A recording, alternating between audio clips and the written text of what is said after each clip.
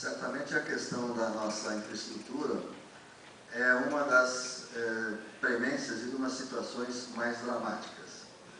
Nós vivemos uma situação, para relatarmos esse nosso problema, aqui no campus Monte Alegre, em que os dois prédios que aqui temos estão com uma população muito acima da sua capacidade, agravada notadamente pelo fechamento da unidade que tínhamos aqui, das salas que tínhamos aqui no corredor da Cardoso.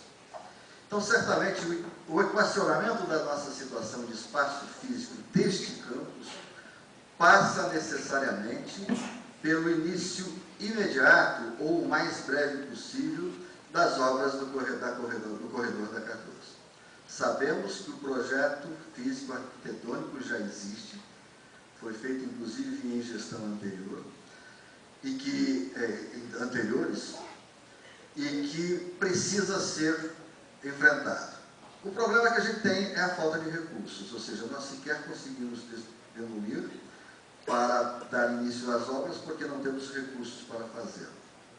Participamos há um tempo atrás de um projeto da FINEP que não conseguimos ter aprovação e, portanto, estamos aí com um problema a ser resolvido.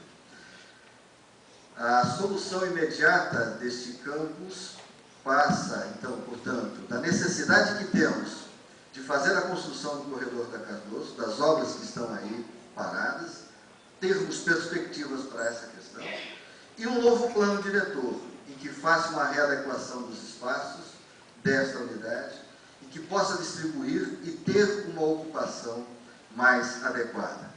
Isso depende de projeto de captação de recursos, isso depende de financiamento externo para que possamos fazer frente a essa necessidade.